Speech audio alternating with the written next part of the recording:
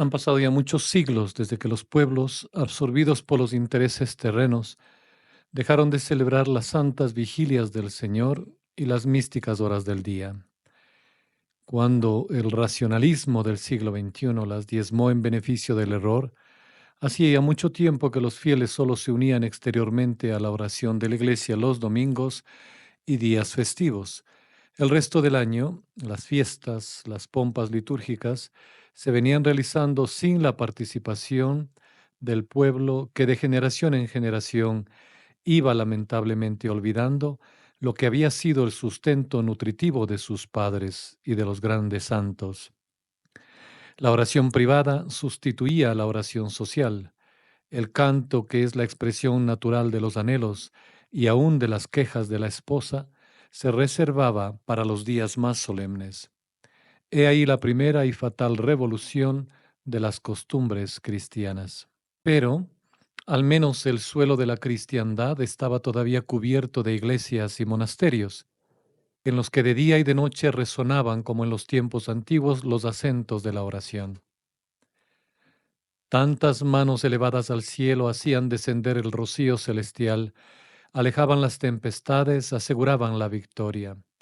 Los siervos del Señor que alternaban en la alabanza eterna eran solemnemente delegados por las sociedades de entonces, todavía católicas, para presentar de una manera íntegra a Dios, a la gloriosa Virgen María y a los santos, el tributo de su homenaje y agradecimiento. Llegó la Reforma y con eso el Concilio, y lo primero que hizo fue herir el órgano vital de las sociedades cristianas, hizo cesar el sacrificio de la alabanza, cubrió la cristiandad con la ruina de nuestras iglesias, los clérigos, vírgenes y monjes fueron expulsados o martirizados y los templos que lograron salvarse fueron condenados al mutismo en gran parte de Europa y hoy por hoy en toda Hispanoamérica. En el resto y sobre todo en Francia, la oración se hizo más débil, porque muchos de los santuarios devastados no se levantaron ya de sus ruinas. De esta suerte, la fe disminuyó, el racionalismo y el liberalismo y el libertanismo tomaron proporciones alarmantes, de forma que en nuestros días la sociedad humana parece bambolearse ya en sus bases. Pero gracias a Dios, no hemos sido completamente consumidos. Los restos de la iglesia verdadera se han salvado, y he aquí que el número de los creyentes, aunque no tan exhaustivamente, pero está aumentando en el Señor. ¿Y qué es lo que ha ocurrido en el corazón del Señor Dios nuestro para que se obre este retorno misericordioso? Sencillamente, que poco a poco se está concientizando de lo que estamos viviendo, de la gran apostasía, y aunque el número aún no es mayor, hay pocas almas fieles que están reanudando la oración. Vamos a iniciar con las lecturas de cada día de la misa de siempre, la misa conocida como tradicional, con una reflexión sobre esas lecturas. Pero tal vez se diga, o les digan a ustedes, que al reducir todos los libros prácticos de la piedad cristiana a un simple comentario de la liturgia, nos exponemos a debilitar y quizá a destruir con formas demasiado positivas el espíritu de oración y contemplación, que es un don tan precioso del Espíritu Santo en la Iglesia de Dios. En primer lugar, a esto respondemos que al proclamar la superioridad incontestable de la oración litúrgica sobre la oración individual, no pretendemos decir que haya que suprimir todos los métodos privados, solo tratamos de colocarlos en su lugar. Afirmamos también que si se dan varios grados en la divina salmodia, de manera que los más ínfimos, apoyándose en la tierra, son accesibles a las almas que están todavía en los trabajos de la vía purgativa, a medida que el alma se eleva por esta mística escala, se siente iluminada por un rayo celestial, y una vez llegada a la cumbre, encuentra la unión y el reposo en el soberano bien.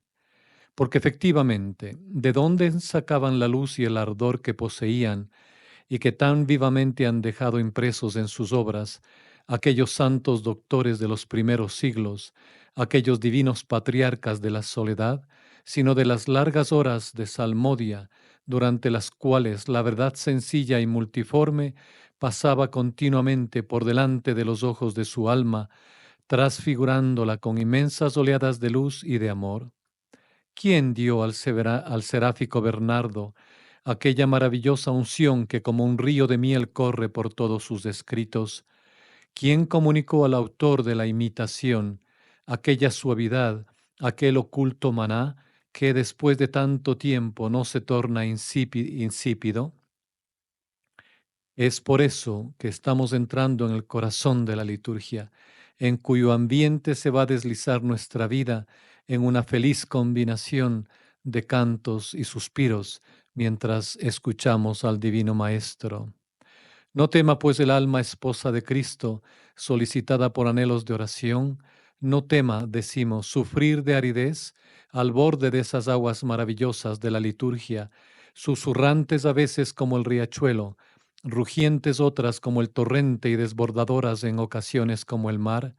Acérquese y beba en ese regato cristalino y puro que salta hasta la vida eterna, porque ese agua mana en las fuentes mismas del Salvador, y el Espíritu Divino la fecunda con su virtud para que sirva de dulzura y alivio al siervo sediento. Así pues, Jesucristo es no solo el medio, sino el objeto de la liturgia, y por esta razón el año litúrgico que nos proponemos leer con esta obra no es más que la manifestación de Jesucristo y de sus misterios en la Iglesia y en el alma fiel. Este ciclo de Adviento es el ciclo sagrado donde las obras divinas brillan como en su propio centro. Ojalá nos fuera dado poder expresar dignamente las santas maravillas de este místico calendario de la Iglesia, del cual no es el otro sino un símbolo y humilde marco. Qué felices nos sentiríamos en poder hacer comprender la inmensa gloria que con la conmemoración anual de todas estas maravillas se le tributa a la Santísima Trinidad, al Salvador, a María, a los Espíritus bienaventurados y a los santos. Si la Iglesia renueva todos los años su juventud como el águila, es porque mediante el año litúrgico recibe la visita de su esposo en la medida de sus necesidades. Todos los años le vuelve a ver niño en el establo. Historia del Adviento. En la Iglesia latina se da el nombre de Adviento al tiempo destinado por la Iglesia para preparar a los fieles a la celebración de la fiesta de Navidad, aniversario del nacimiento de Jesucristo. El misterio de este gran día merecida sin duda el honor de un preludio de oración y penitencia, pero es imposible determinar de una manera cierta la época en que fue instituido este tiempo de preparación, que solo más tarde recibió el nombre de Adviento. El Adviento se puede considerar bajo dos puntos de vista diferentes: como un tiempo de preparación propiamente dicha al nacimiento del Salvador por medio de prácticas de penitencia, o como un conjunto de oficios eclesiásticos organizado con el mismo fin. Ya desde el siglo V nos hallamos con la costumbre de hacer exhortaciones al pueblo para prepararle a la fiesta de Navidad. Hasta nos quedan dos sermones de San Máximo de Turín sobre este objeto, sin mencionar otros muchos atribuidos antiguamente a San Ambrosio y San Agustín, y que parecen ser de San Cesario de Arles.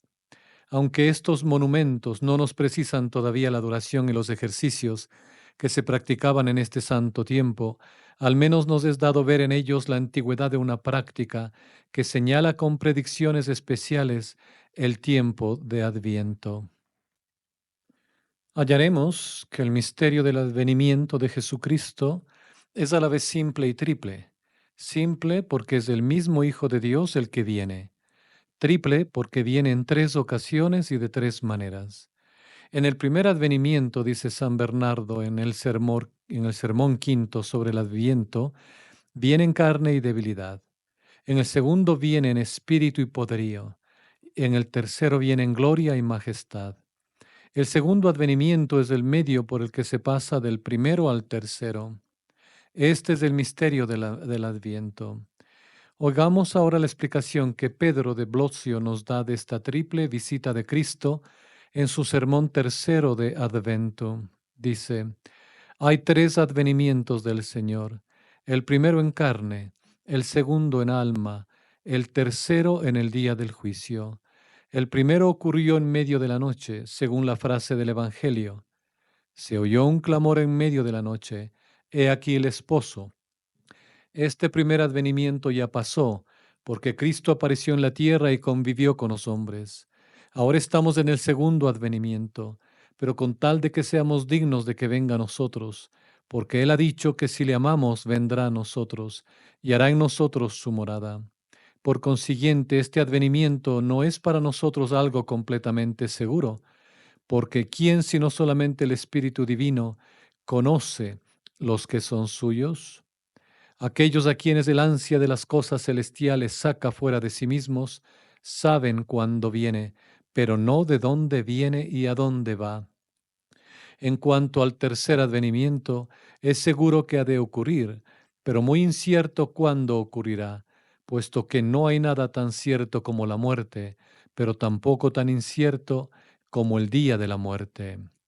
En el preciso momento en que se hable de paz y seguridad, dice el sabio, aparecerá repentinamente la muerte, como aparecen en el seno de la mujer los dolores del parto, y nadie podrá huir. La primera venida fue pues humilde y oculta, la segunda misteriosa y llena de amor, la tercera será resplandeciente y terrible. El primer advenimiento, al que nos dedicamos ahora en el tiempo de Adviento, nos dice que la Santa Iglesia guarda, pues, durante el Adviento, con lágrimas e impaciencia la venida de Cristo en su primer advenimiento. Y así se hace eco de las ardientes expresiones de los profetas, a las que añade sus propias súplicas. Las ansias del Mesías no son en boca de la Iglesia un simple recuerdo de los anhelos del antiguo pueblo, tienen un valor real y una eficaz influencia sobre el gran acto de la generosidad del Padre Celestial, que nos dio a su Hijo. Desde toda la eternidad, las oraciones reunidas del antiguo pueblo y las de la Iglesia cristiana estuvieron presentes ante el divino acatamiento, y fue después de haberlas oído y escuchado todas, cuando se decidió a enviar en su debido tiempo a la tierra este celestial rocío que hizo germinar al Salvador. Por el color que ustedes van a ver violeta, es decir, de duelo, de que se cubre la Santa Iglesia, ella quiere hacer sensible a los ojos del pueblo la tristeza que embarga su corazón. Exceptuando las fiestas de los santos, no usa más que el color violeta. Este duelo de la Iglesia indica claramente con cuánta verdad se asocia a los verdaderos israelitas que esperaban al Mesías en la ceniza y el cilicio y lloraban la gloria eclipsada de Sión y el cetro arrebatado a Judá, hasta que venga el que ha de ser enviado, el que es el ansia de las naciones. Significa también las obras de penitencia por las que se prepara el segundo advenimiento, llena de dulzura y misterio, que se realiza en los corazones en la medida que aquellos se muestran sensibles a la ternura que les manifiesta este divino huésped que dijo: mis delicias son estar con los hijos de los hombres. Finalmente, traduce el desconsuelo de esta viuda en espera del esposo que tarda en llegar.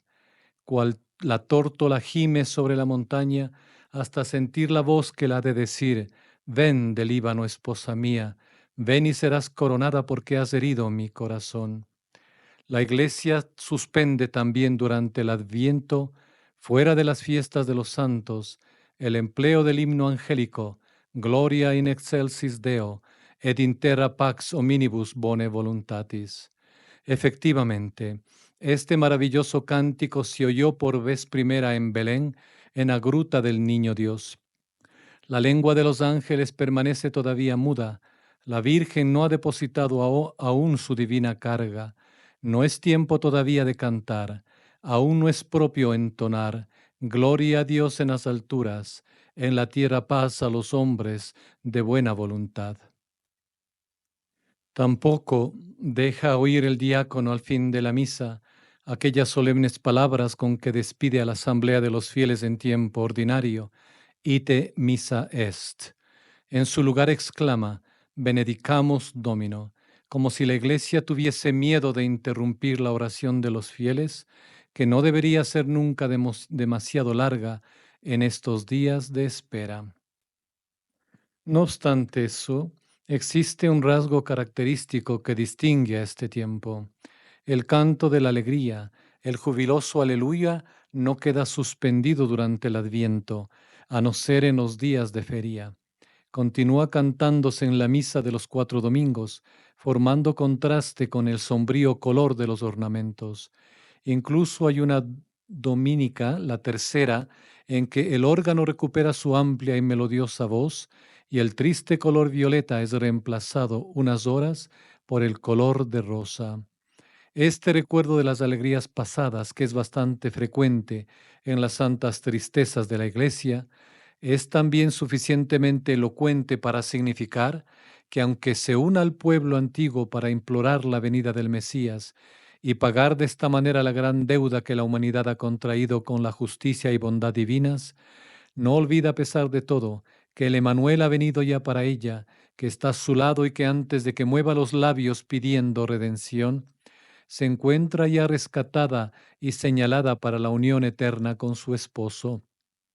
He ahí por qué el aleluya se mezcla con sus suspiros y las alegrías con las tristezas, en espera de que el gozo venza al dolor en aquella sagrada noche que será más radiante que el más esplendoroso día. Práctica del Adviento. Vigilancia. Si nuestra Madre la Santa Iglesia pasa el tiempo del Adviento ocupada en esta solemne preparación al triple advenimiento de Jesucristo, sí, como las vírgenes prudentes permanece con la lámpara encendida para la llegada del esposo, nosotros que somos sus miembros e hijos, debemos participar de los sentimientos que la animan y hacer nuestra esta advertencia del Salvador. Cíñase vuestra cintura como la de los peregrinos, brillen en vuestras manos antorchas encendidas, y vosotros sed semejantes a los criados que están en espera de su amo. En efecto, la suerte de la Iglesia es también la nuestra. Cada una de nuestras almas es objeto por parte de Dios de una misericordia y de una providencia semejantes a las que emplea con la misma Iglesia. Si ella es el templo de Dios, es porque se compone de piedras vivas. Si es la esposa, es porque está formada por todas las almas invitadas a la unión eterna con Él. Si es cierto que está escrito que el Salvador conquistó a la Iglesia con su sangre, cada uno de nosotros hablando de sí mismo puede decir como San Pablo, Cristo me amó y se entregó por mí. Siendo pues idéntica nuestra suerte, debemos esforzarnos durante el Adviento en asimilar los sentimientos de preparación que vemos embargan a la Iglesia. Oración. En primer lugar, es un deber nuestro el unirnos a los santos del Antiguo Testamento para pedir la venida del Mesías y pagar así la deuda que toda la humanidad tiene contraída con la misericordia divina. Para animarnos a cumplir con este deber, transportémonos con el pensamiento al curso de estos miles de años, representados por las 4 semanas del Adviento, y pensemos en aquellas tinieblas, en aquellos crímenes de toda clase en medio de los cuales se movía el mundo antiguo. Nuestro corazón debe sentir con la mayor viveza el agradecimiento que debe a aquel que salvó a su criatura de la muerte y que bajó hasta nosotros para ver más de cerca y compartir todas nuestras miserias fuera del pecado. Debe clamar con acentos de angustia y de confianza hacia aquel que se dignó salvar la obra de sus manos, pero que quiere también que el hombre pida e implore por su salvación.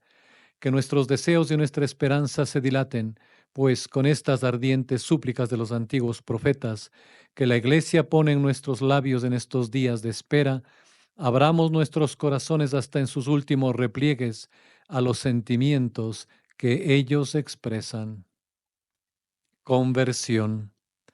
Cumplido este primer deber, pensaremos en el advenimiento que el Salvador quiere hacer en nuestro corazón, advenimiento, como hemos visto, lleno de dulzura y de misterio, y que es consecuencia del primero. puesto que el buen pastor no viene solamente a visitar a su rebaño en general, sino que extiende sus cuidados a cada una de sus ovejas, aun a la centésima que se había extraviado. Ahora bien, para captar todo este inefable misterio, es necesario tener presente que, así como no podemos ser agradables a nuestro Padre Celestial, sino en la medida en que ve en nosotros a Jesucristo, su Hijo, este divino Salvador tan bondadoso se digna venir a cada uno de nosotros para transformarnos en Él si lo consentimos, de suerte que no vivamos ya nuestra vida, sino la suya. Este es el objetivo del cristianismo, la divinización del hombre por Jesucristo. Tal es la tarea sublime impuesta a la Iglesia. Con San Pablo dice ella a los fieles: Vosotros sois mis hijitos, pues os doy un nuevo nacimiento para que Jesucristo se forme en vosotros. Pero lo mismo que al aparecer en este mundo, el divino Salvador se mostró primeramente bajo la forma de un débil niño, antes de llegar a la plenitud de la edad perfecta necesaria para que nada faltase a su sacrificio, del mismo modo tratará de desarrollarse en nosotros. Ahora bien, es precisamente en la fiesta de Navidad, cuando quiere nacer en las almas y cuando derrama sobre su iglesia una gracia de nacimiento, a la cual todos no son ciertamente fieles. Porque mirad, la situación de las almas a la llegada de esta inefable fiesta. Las unas, el número más reducido, viven plenamente de la vida de Jesucristo que está en ellas y aspiran continuamente a crecer en esta vida. Las otras, en mayor número, están vivas ciertamente por la presencia de Cristo, pero enfermas y endebles por no desear el aumento de esta vida divina, porque su amor se ha resfriado. Los demás hombres no gozan de esta vida, están muertos, porque Cristo dijo: Yo soy la vida. Ahora bien, durante los días de Adviento, pasa llamando a la puerta de todas estas almas, bien sea de una manera sensible o bien de una manera velada. Les pregunta si tienen sitio para Él, para que puedan hacer en ellas.